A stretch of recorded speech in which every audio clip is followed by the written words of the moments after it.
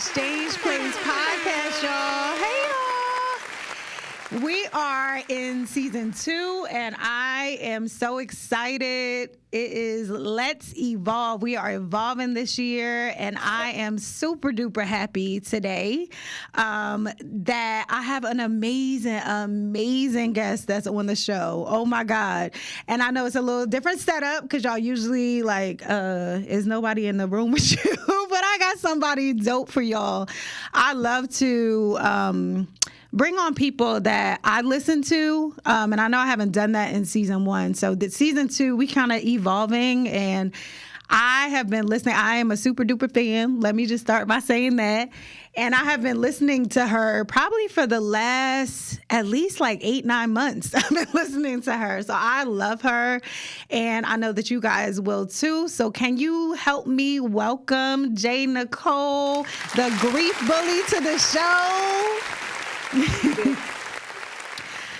Jay, I'm so glad you're able to join us. I'm so glad that you said yes. I know this is kind of like, I don't want to say it's not something that we normally do because you're a podcaster and I'm a podcaster, but I wanted to give people what and who I'm listening to, you know what I mean? And really open their eyes to some things and some resources that are out there. And I love what you're doing. So welcome to the show. Thank you. Thank you for having me. You're far too kind. I appreciate the love and support. So being able to be here and share some love and light with yourself and your audience is nothing else I'd be rather doing right now. So yeah. So y'all, I really want to talk about. It's so funny that I think that we never know who's really close to us sometimes, and you never know how close you are in reach. I had no idea. Well, I did know you were in Jersey eventually by listening to the podcast, but I had no idea through our kind of like interaction. I'm like, and you go to Change Church? Okay. Right. I was like, you changed family. So I'm so glad that you came on, and I thought about, what you do, and I want you to talk a little bit to the audience about what you do and what your podcast is about. And I want you to just start opening up their eyes and what you're really doing with your podcast, the subject that you're tackling. We already know she's called the Grief Bully, but can you just help us understand where even the Grief Bully came from? Absolutely. So the Grief Bully podcast is my baby.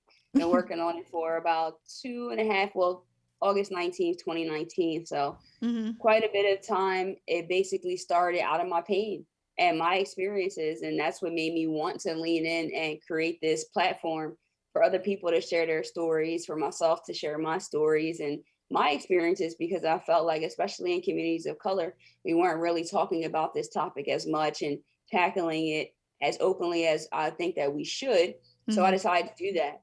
And the grief bully itself basically is, I was tired of my grief beating me up. And so I decided to fight back and just started throwing some punches. And that's my podcast, and that's my social media platforms and things like that are an example of what that actually is. So I said, we're going to fight back and we're going to bully our grief, and we're going to do that together. So that's where the grief bully came from. I love that. I love that. So you said something, and this is actually what I wanted to talk to you about tonight, was really finding your purpose in pain. And I think I shared briefly with you kind of like the Exchange Place is that for me as well.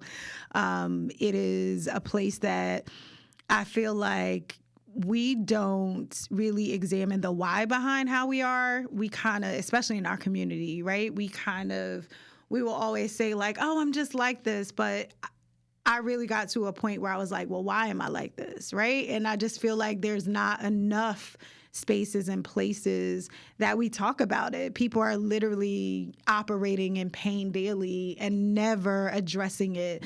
Counseling or therapy is like, well, I know in our community, it's a little taboo. I mean, now I think it's getting more, or becoming more visible to people, and people are getting or taking the taboo off of it. But for so long, that was kind of like how we functioned. Like we just like, oh, you strong, just get over it, keep going. And I know I shared with you, and I've shared with the audience in previous episodes, you know, my sister died in my arms when I was 12 years old, and my parents were not equipped to at all. Even they didn't have the tools to give me to say, hey, what to do. So in turn, they really did nothing. And literally, I lived a life of just functioning and going and going and keep on going until I crashed. And I want to talk about identifying the pain that we have, and how did you even go about tracing it back to, hey, this is painful, but I really want to take a hold and take a stance on, you know what I mean, that grief that you were feeling. Like, when did that start for you? So thank you for sharing all that. I think is very good points and insight to walk us into the conversation. So for me, what I learned through therapy, the thing that's not as taboo now, which is a good thing, is how you do life is how you do loss. And so I've Mm. typically, I wish I could take credit for those gems, but that's from my therapist. So I've learned that I have always been that kind of person, solution driven, resilient person, just get back on a horse. And so I realized pretty quickly that even in my loss, I still was the same person. So my personality didn't really change or become too altered. So it Yeah. was natural for me to want to respond, to want to fight back, to want to keep going. And not only that, but to want to rally other people as well to create space for their pain and their heartache, because I knew that I can't be the only person that feels this way. I'm talking Mm. feeling completely unraveled in a sense mentally, that I felt very uncomfortable and at times a little bit scared. And so I had Yeah. already experienced going to therapy, and that was already a priority in my life. Okay. But I felt like this was a different type of situation where I sought out a grief therapist specifically because I needed to feel like this person really did work in this area that was truly burdening me and being a huge obstacle that I wasn't really used to tackling. Yeah. So, how did you even? I want to talk about seeking out therapy and someone that's actually a grief counselor, because I don't think often when we think therapy. I know even for me, when I first sought out therapy, I tried therapy years ago and I just wasn't ready. I always say that people, sometimes we will go and we'll be like, okay, I'm ready to do therapy, but I knew going in. I don't think that I realized that I got to choose my therapist. So I don't think going in, I just think I wasn't ready. I don't think I was comfortable with the person that I had chosen. And I knew I needed therapy, but I was kind of like afraid to be honest in that space. You know what I mean? And then years later, I lost my dad in 2016. That was kind of the gateway to, I just couldn't get back. Right. And in that, I still don't think I did the due diligence that apparently you did to actually seek out a grief therapist. I just was like, I don't know what's wrong, because I think at that point, I didn't pinpoint it or connect it to actual grief. I wasn't thinking about the 12-year-old me. I was just thinking, for some reason, my dad's loss, even though I had him longer, I just couldn't figure out why I couldn't get back on the board. But I don't think I sought out a specific therapist. So can you tell us more about, like, actually looking for a grief therapist? Like, what made you specifically do that? Because most people just think therapy is therapy is therapy.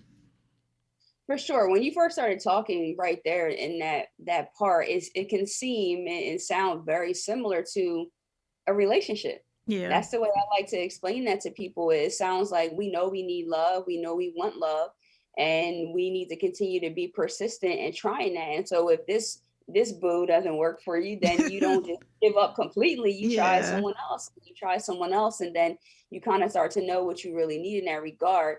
And so when people do try a therapist and it doesn't work out, I'm like, hey, don't get discouraged immediately just off of that. Like, you really have to look at it and say, what do I need from this? And then let me also realize that I'm dating this therapist. So asking that person, what do you offer in this area? A lot of therapists have it as bullet points on their profiles online or their Mm-hmm. websites and brochures.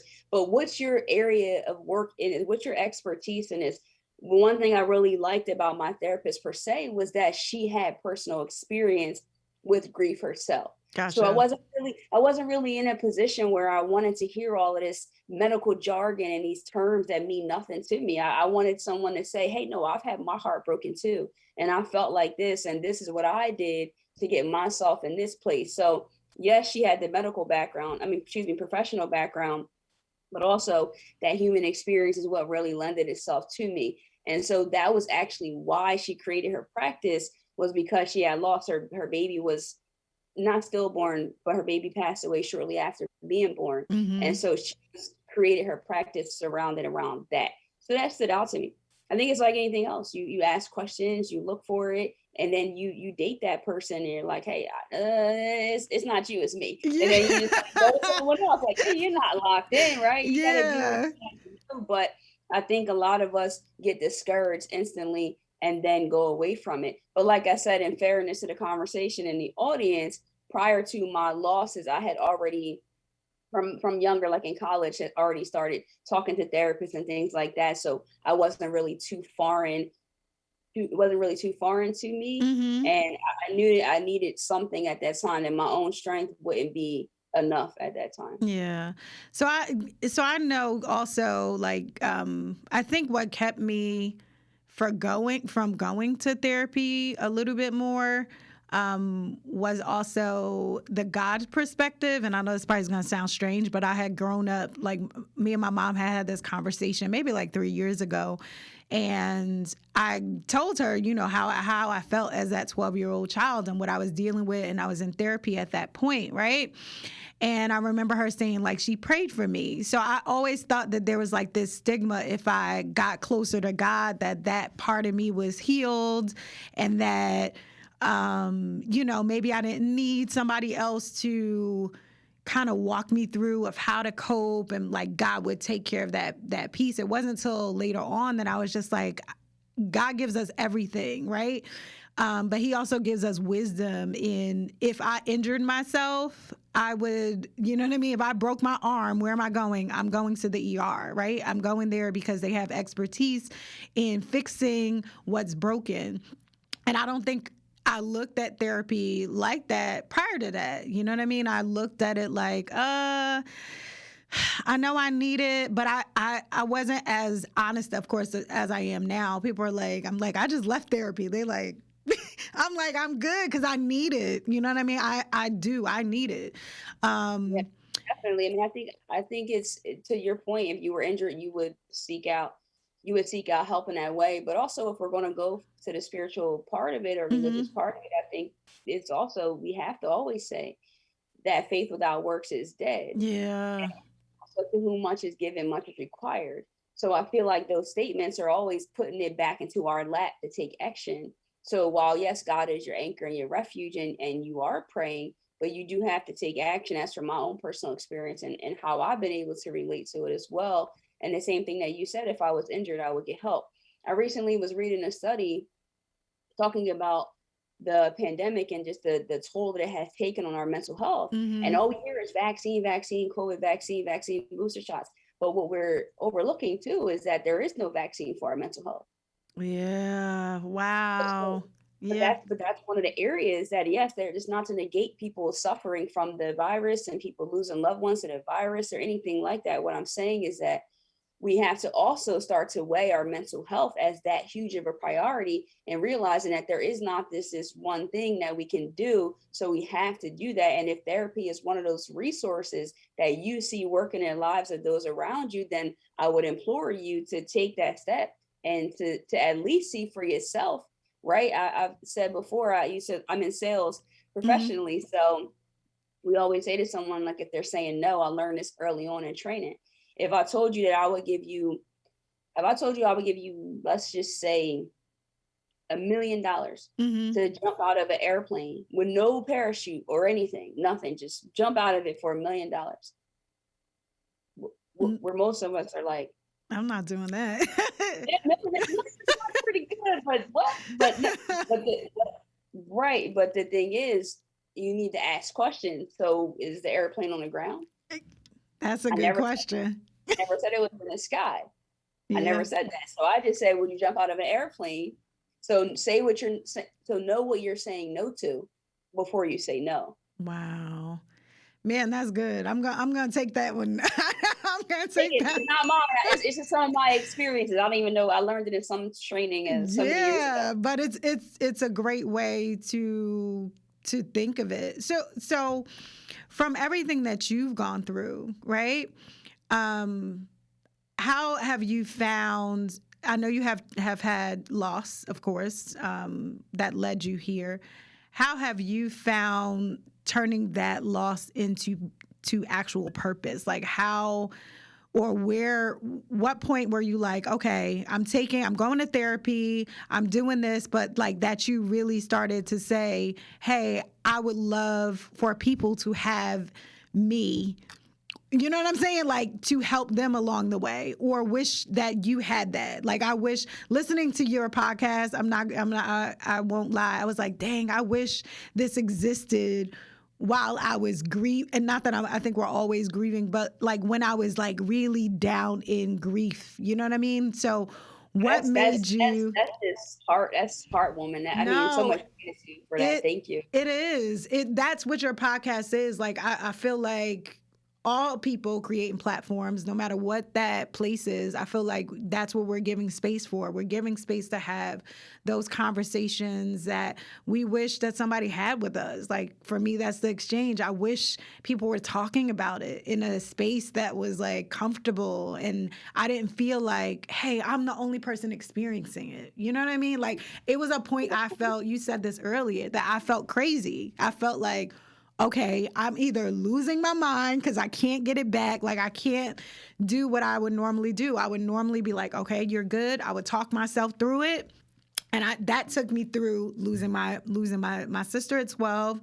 I lost 2 grandparents that same year and a half. I lost my first son. I lost a really close friend of mine. I mean, it was like the way that, and I won't say that God will allow, but that I experienced grief, I just functioned in it. I was numb, but I was functioning so much so that people kind of applauded it almost. Like, you're strong, you're this or you're that. So when I couldn't get it together and I was having my secret battles with myself, you know what I mean? I wish I had you in my ear to be able to coach me through that, cope through that and be like, hey, it's not just you. You know what I mean? You're not alone.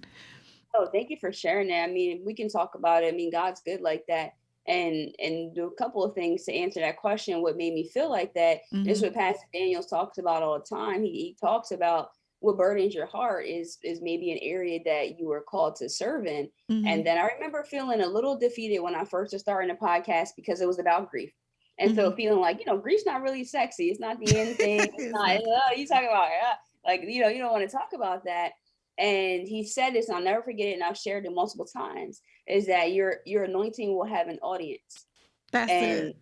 and it stuck with me so big because it was like, okay, the people who I'm saying this to who might give a little doubt, they just might not be the audience right now. But we all will face this grief. And just like you said, Yeah. you become numb and you're functioning just like any other issue that we go through.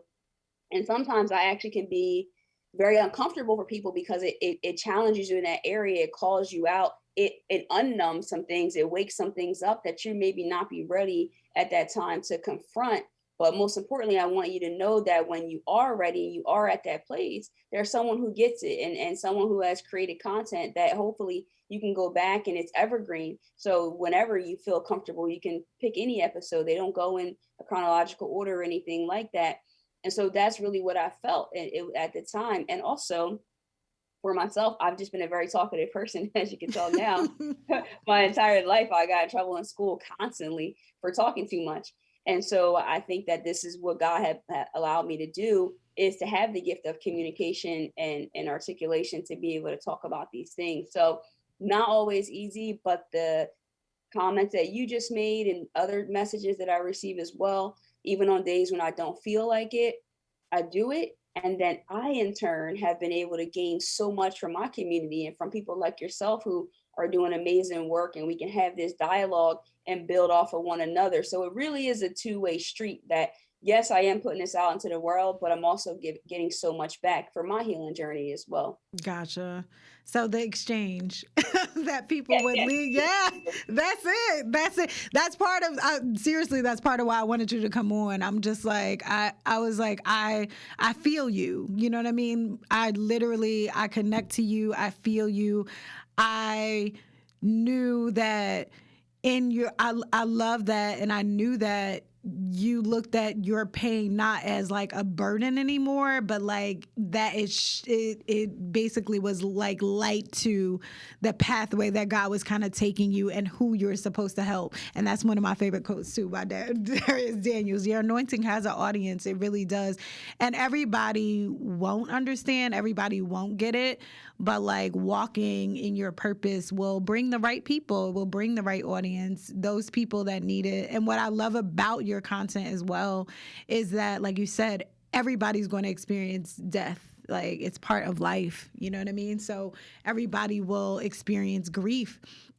Do you only focus on grief? Because I know we talk a lot about loss of people, but do you ever focus on also loss of things? So loss of jobs and that kind of thing, and grief in that area? Because I also feel like grief is of course the people that we lose, but it's also relationships that we lose, that we grieve everything technically.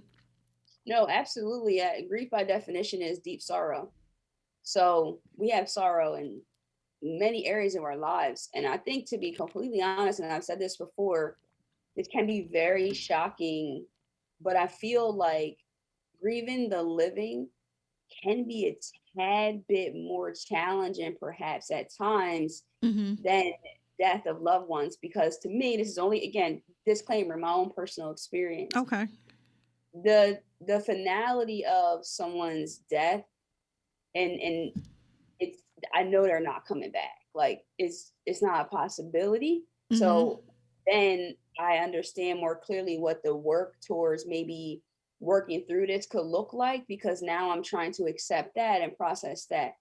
Where I feel like sometimes I've had people reach out to me and communicate how, say, for example, if you have a living mother and you don't have a relationship with her though, Mm. and so she's still alive, so like it's kind of really difficult, because in your mind, perhaps, and just that little bit, that there is a possibility that like there is time. It presently looks like there's time that this could be maybe rectified, or this could be this, or I'm still missing it more. Whereas when someone dies, they're gone. And that could Yeah. be really hard for someone to understand, but I have heard this often, where it is very trying for people to have living relationships, friendships, things that have ended, but like those people are still alive, versus when someone actually is gone, It's which of gone. course that is terrifying, because the finality of it is just as scary. But it's like I kind of have to like put this energy out that like every day I don't call my mom, or my mom doesn't call me, but like my best friends, they're really close with their moms, or like they really have these people. And so we both have lost our father, so we could feel like that as well. But I don't have my father where I'm just like not in communication with him. It's like I know that he died. Yeah. So the rectifying that I maybe have wanted to do in some regard, in a tangible aspect, it's not possible. But these other relationships is like, man, like maybe I wish that could be better. Or I still see that person. So it's like very hurtful. It's a constant reminder that we're not good, or we had this falling out, or like me and my best friend aren't friends anymore, or I got a divorce, and that happened. So I'm not saying that one is more difficult or not than the other. Yeah. Everyone's experience is different. But I just wanted to offer that perspective, that some people have reached out to me and are really struggling. Those aren't my experiences. Let me just disclaimer, I'm really close to my mom and Yeah. she's still alive, thank God. But people are facing those situations where it is very difficult for them. Whereas the death of a loved one is actually a little bit easier for them to process and cope with, for whatever reason. I'm not Yeah. saying again that that's my experience. So long story long, yes, I do talk about that. Yeah. You can have been maybe an athlete or had a certain career that you got an injury and now you can't do that. Maybe you had to have a surgery and you lost limbs. Like there's so many different things and just that we can talk about when it comes to it. So yeah, I Mm. definitely highlight and talk about different aspects of loss because it all comes together. But I do feel that my main calling and my main part when it comes to grief specifically is definitely death of loved ones, because that was what I struggled with the most and what was a part of my, and is still a part of my journey. Gotcha. So in your journey through grief, can you just, I guess, can you walk us through when you really were able to, I don't want to say, I know you created the podcast, but when you got to the point where you were like, okay, I want to provide or create this space. I know that it's a calling for me, right? At what point were you just like, okay, I'm going to do this regardless? I know you said in the beginning you kind of got discouraged, but what made you say, was it just the anointing had your anointing has an audience because it was, kind of a tough topic to talk about? What was it that really made you create this space for people? Like, what was the day? I don't want to say the day or break it down to the day, but what was the moment that you were just like, you know what, I'm just going to go ahead and do this because I know that it's going to help so many other people in that? To be honest, I think it has to really do with communities of color.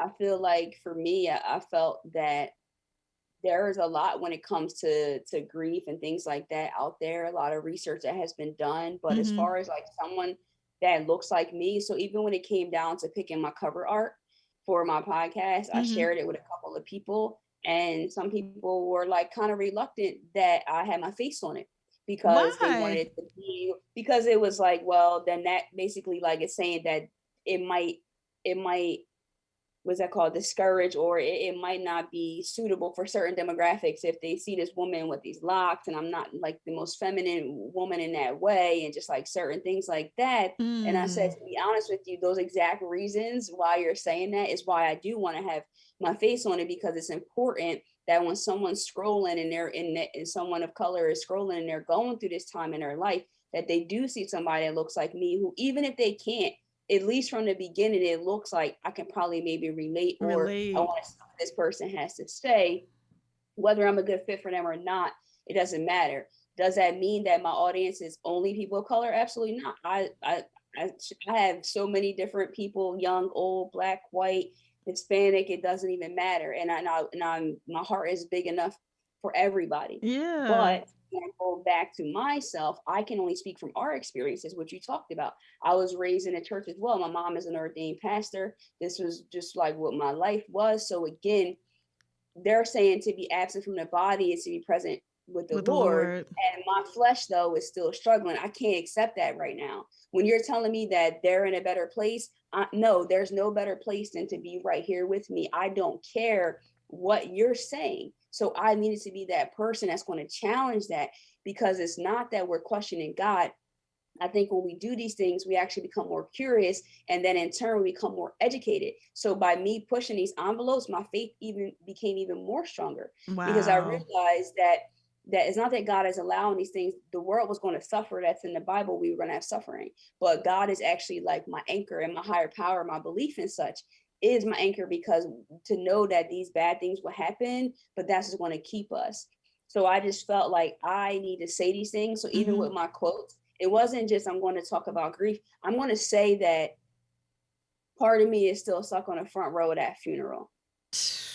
Okay. I'm going to say that. And I'm going to say that I missed a part of me that died when you did.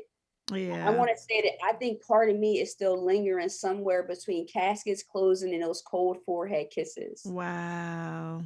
Yeah. So, so like I knew there was something different about the way that I would communicate this, not just that I would say yes to this and do this, but that I would do it with a different style and a different way, this authentic part of it that's not sugarcoated, that is needed for my community to be able to have a better shot at coping and working through this. I love that. I all I could hear you was saying is A, representation, number one.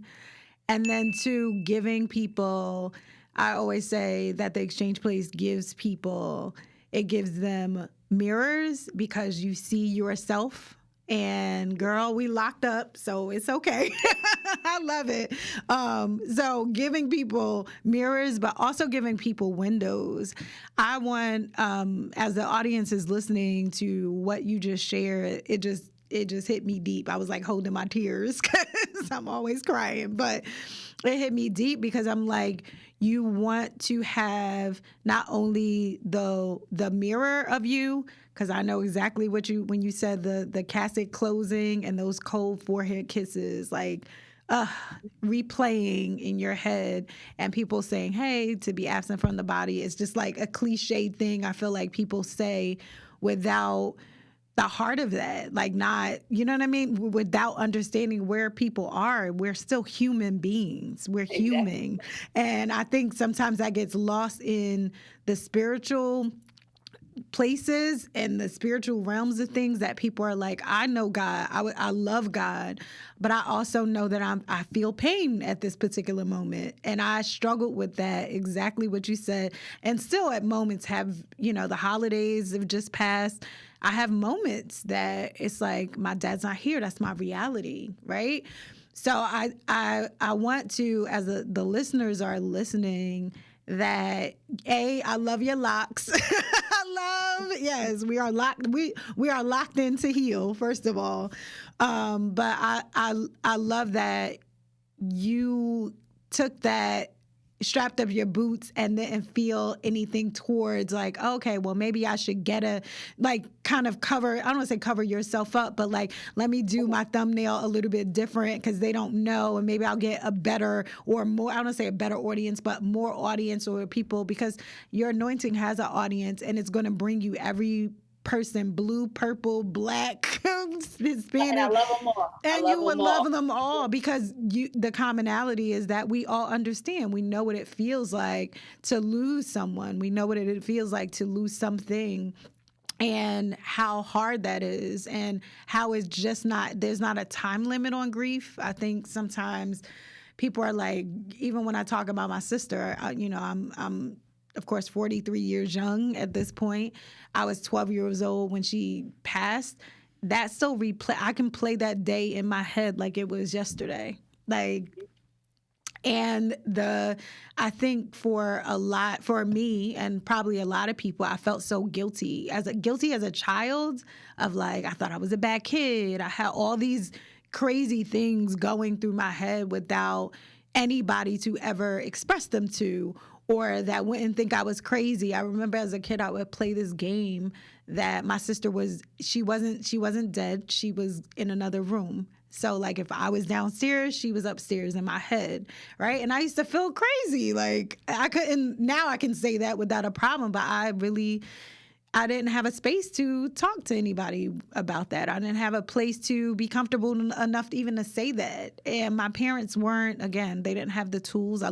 My mom is also a minister. So it was a very, go to church, we're going to pray, God will take care of it, God will heal everything, but never really addressing that pain. And that pain for me turned into what I like to call delayed grief, because I feel like I just started grieving my sister. Like, you know what I mean? After my dad died, I just started like really going back and saying, hey, I had never visited her grave. I visited her grave the first time in 2020.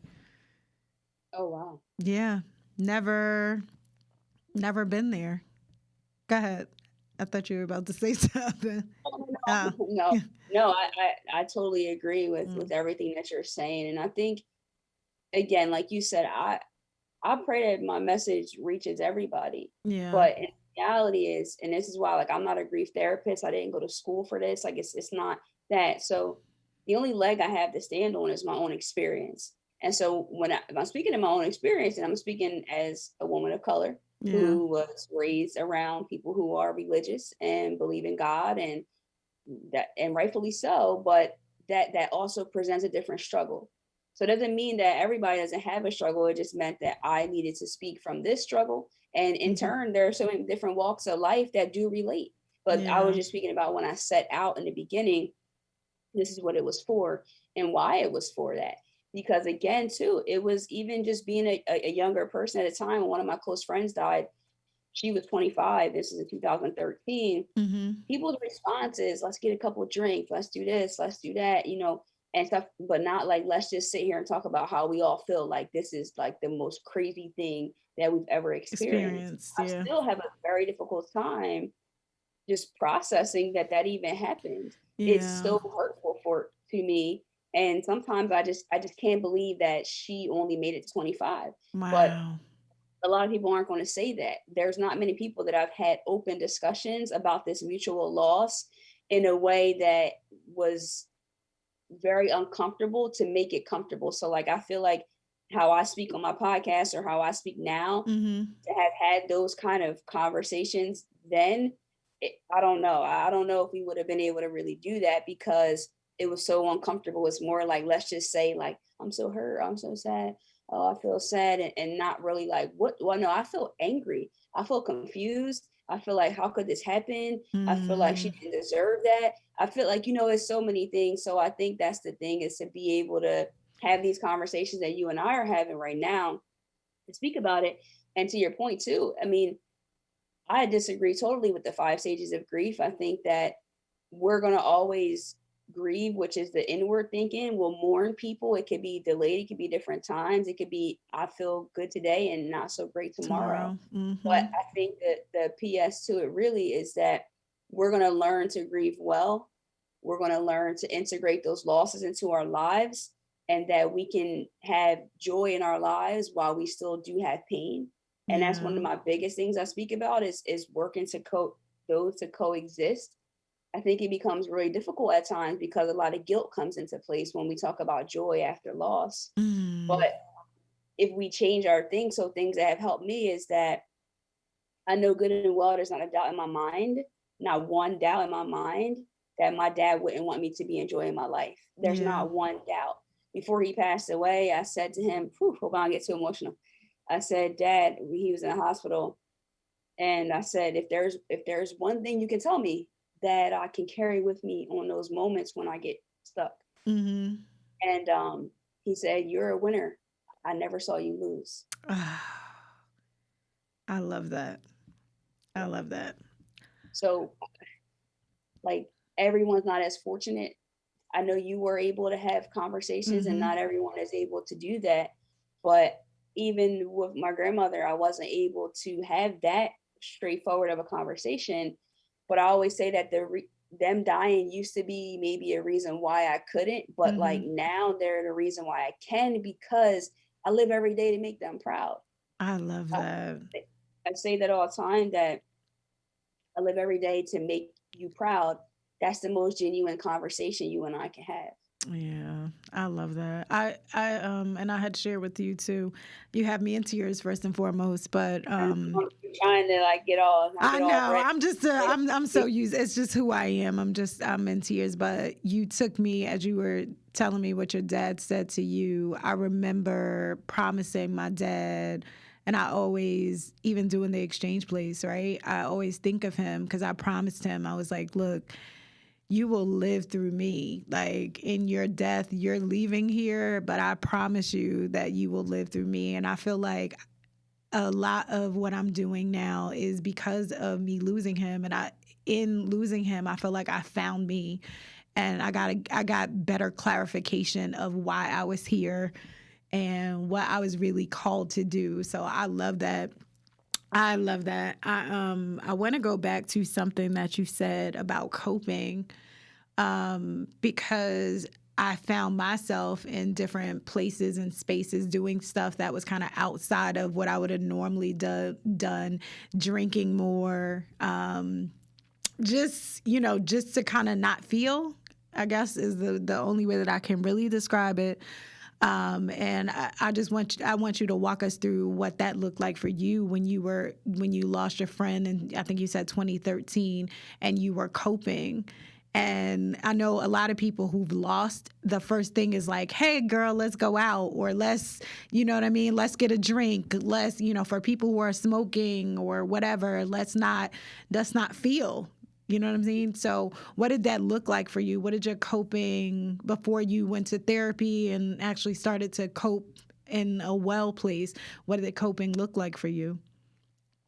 So it's interesting that you bring that topic up. I always say that grief will meet you where you are. Mm-hmm. And so for me, thankfully, by God's grace, when grief met me, the first time that I can recognize it, because I lost my grandfather when I was like going to be 11, going to be 12. So that was painful, but I was so young.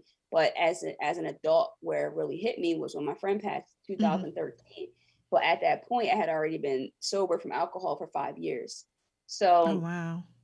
that wasn't an option for me. Mm-hmm. And what I mean by that is obviously it is, because I really used to think that when I lost, especially my grandmother, I would kind of say those things like, I'm going to be like, I'm going to lose it. Like nothing will matter anymore when my grandmother dies. Like, I don't Mm-hmm. care. I'm going to just get drunk. I'm going to do all this stuff. And even with my friend, same thing. But my friend actually passed away from drug use. Mm-hmm. So even though I wasn't drinking, I thought about like, maybe I'll just smoke some weed or something. I don't know. I Yeah. need to do something like, but then I started thinking like, I can't do that. Like, how can I honor someone's life with something that could have been part of their struggle, or maybe a gateway to their struggle? So a lot of times I get asked these questions, and it's tough because I never want to mitigate or diminish someone else's struggle and how alcohol or drugs or anything like that could have been a coping mechanism for them, Mm-hmm. because it wasn't for me, because I chose for it to not be. So that was very difficult, because I always say I did hard things sober, but it was hard because I did want that escape. And so Mm-hmm. it does make it very difficult for me, even now, just on a daily basis. Lord willing, I just celebrated 13 years. It's really difficult to have to just always be on. Like, no, like, ooh, I could just like maybe just like a little something like what I think drinking felt like, because it's kind of like a little hard at times. Like, I just want that mellow part, and I didn't have it. Mm. So I will say though that is more of the norm to Yeah. do those. Even it could just be, getting into different relationships. It could be sex. It could be so many different things that it could be. I think the only thing I could really say, and even now later in these losses, more recently, was food for me. Okay. So like, even though it's not drinking, as I'm sober, I don't do drugs. I'm like, well, it's legal and it's not breaking my sobriety.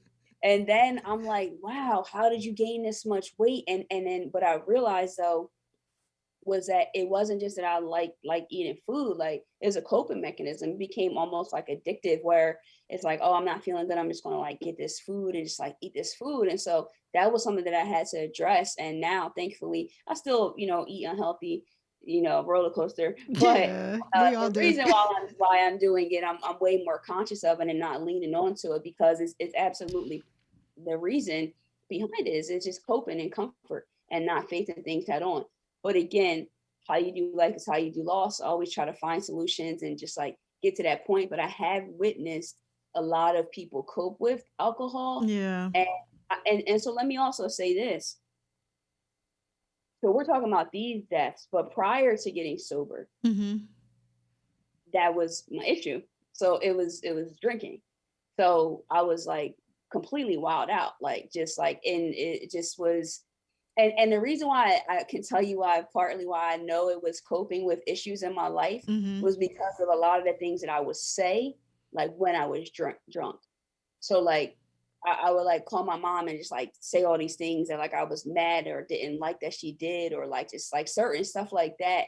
And then when people would like tell me that's the stuff that I was saying, I'm like, oh wow, like that's kind of crazy. Or like, like, oh, people Yeah. would be like saying things. So let me not, I'm not gonna act mightier or up on this pedestal. Like, I had my rough moments, but thankfully, this is what I'm trying to draw this connection, Mm-hmm. is that I did the work and made these choices to get to a healthier me. So when these bad things continue to happen, I'm better able to process and cope and handle them in a healthier way, not always the best way. Because if I would have kept on the path that I was on, I don't know what my life would be like. I'm talking like really like I like know. I can 100% relate. I think mine looked initially like alcohol, not alcoholic, but there were periods of time that I would just drink just because I didn't want to feel, right?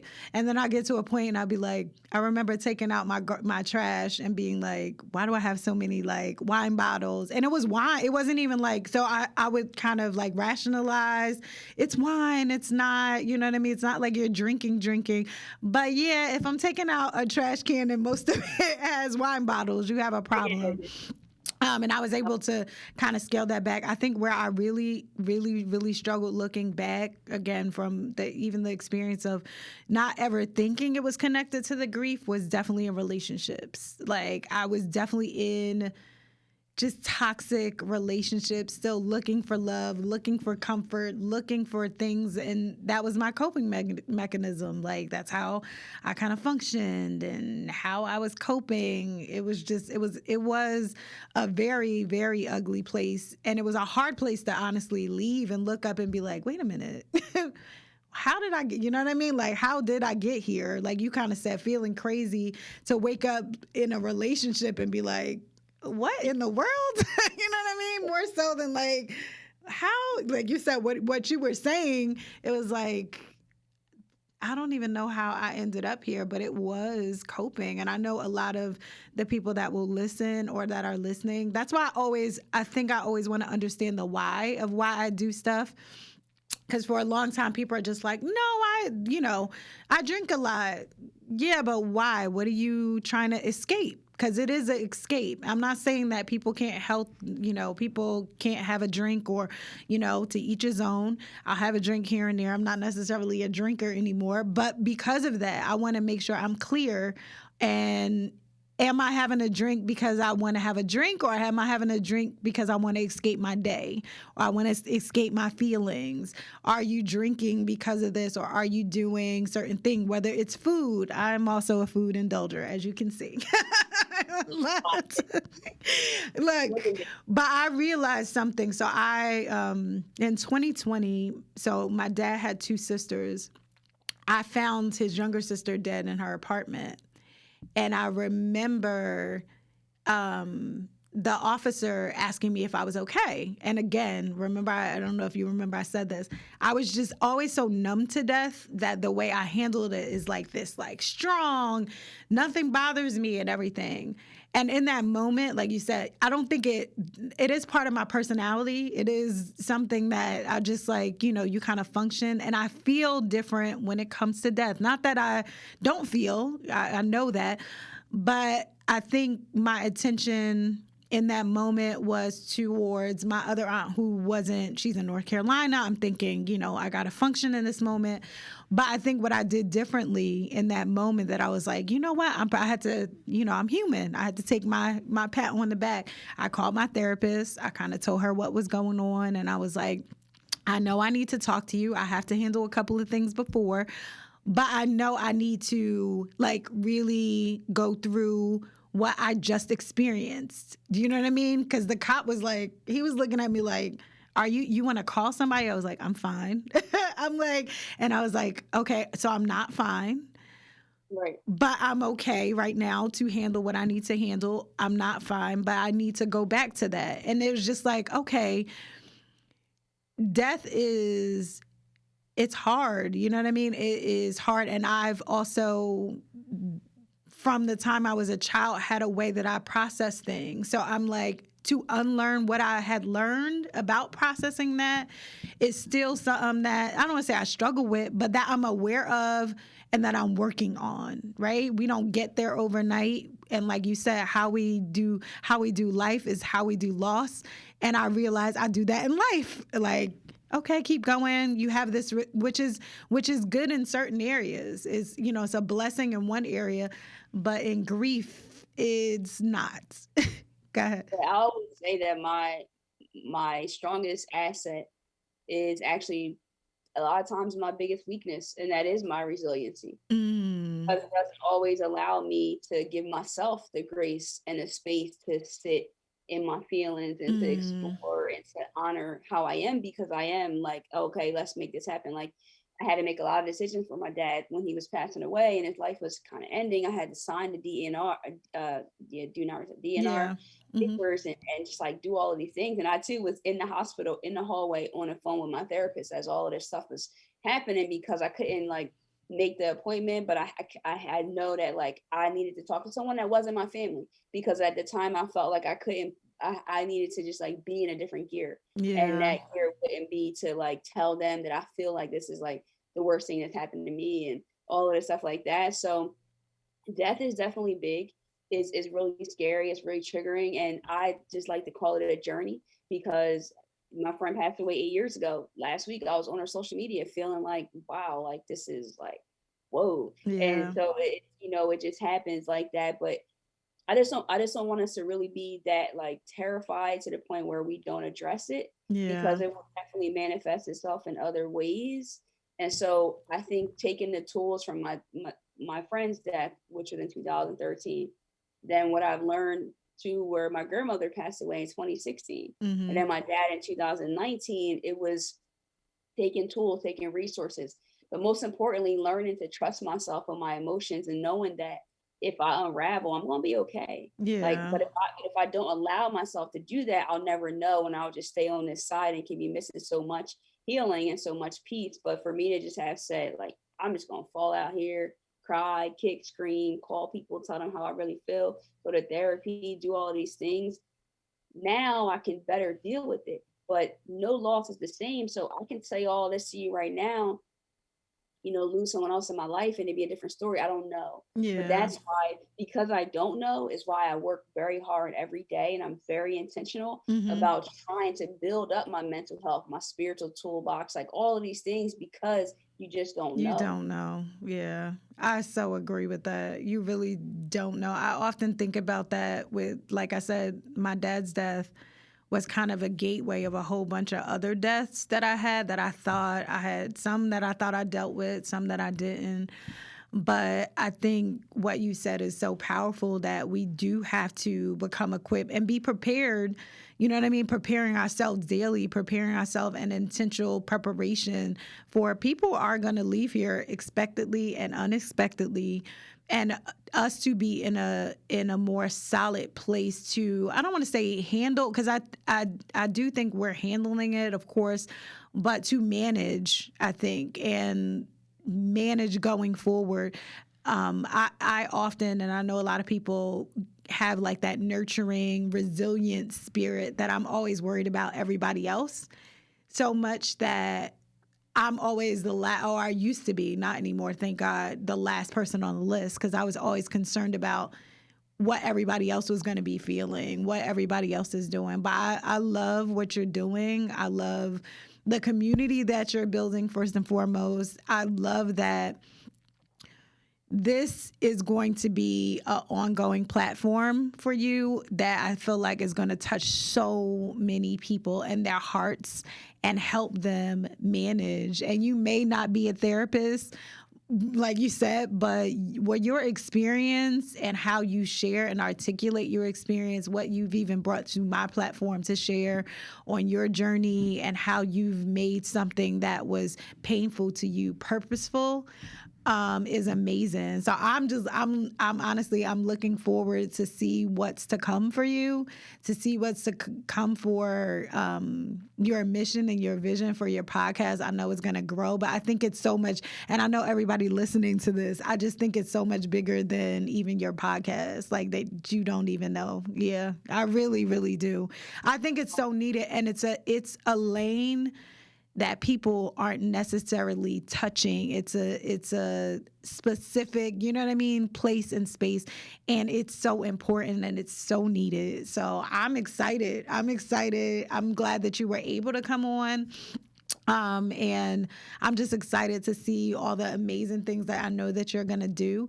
If you could leave us, for people who have experienced grief, who are dealing with grief right now, if you could leave us just with some words of wisdom and I mean, you've given more than enough, even though you're like, this is not mine. I'm like, girl, you dropping them gems. But can you just leave the listeners with some words of wisdom? Absolutely. Well, thank you for all the things that you said. I received that. I truly do, and I look forward to what God has in store for both of us and what we're doing for other people. I would definitely say I want you to, for anyone listening, to stop waiting for people to validate your pain. Mm. You know that you're hurt. That's all that really needs to know it. You don't have to try to explain it. People Mm-hmm. don't have to understand it, but it is absolutely your responsibility to heal it or to at least work towards it. No one's coming to save you. And that's Mm. unfortunate. But I think the best thing I could do was to tell you that your pain is your pain. You don't have to get that validated in order for you to move forward. Grief will absolutely meet you where you are. We don't get over grief. We grow around it. It stays with us. But if we don't have our heads up, we won't see it and we'll miss it. Mm. And you deserve joy. In the midst of your pain, you absolutely deserve joy, but joy is a choice. I love that. Joy is a choice. I love that. I love that. Thank you for Not your an easy words of choice, not an wisdom. easy choice every day, but you can at least set out, be intentional about it, and hopefully it works out. You know what? That's so powerful because I don't think we think about joy like that. I feel like we feel like happiness and joy is just gonna hit us. It's just gonna, you know what I Yeah. mean? Yeah, that we don't have a say in that. Like, but I love that joy is a choice. Joy is absolutely a choice. So thank you for coming on. I've enjoyed our time together. Thank you for all the gems that you dropped, and I am so happy to have you. And I look forward to doing more collaborations in the future, or you know, I would Gotta get let you over on the we definitely have to get you over on the Gratefully podcast to definitely. spend the night over there with us and in our community. And we appreciate it. And anybody feel free, reach out to me again. My DMs are open anytime. Yeah. Can you shout out your information? Of course, I'll put it on the screen for everybody as well. But can you shout out where people can find you, how they can contact you if they're having an issue? Yeah, for sure. Definitely. I'm the most active on Instagram, Okay. and that's I_AM_J Nicole. You also can shoot me an email at thegriefbully@gmail.com, and that's pretty much what get me. So, Yeah. Well, I definitely want to have you back. I would love to have. We're both Jersey girls. I know we're a little bit far away, and COVID is very real out here. I know. So next time, I hope to have you and just bring you around to come and sit around the table with me, and bring you on and have some more amazing conversations. So thank you, and y'all, we will see you next week.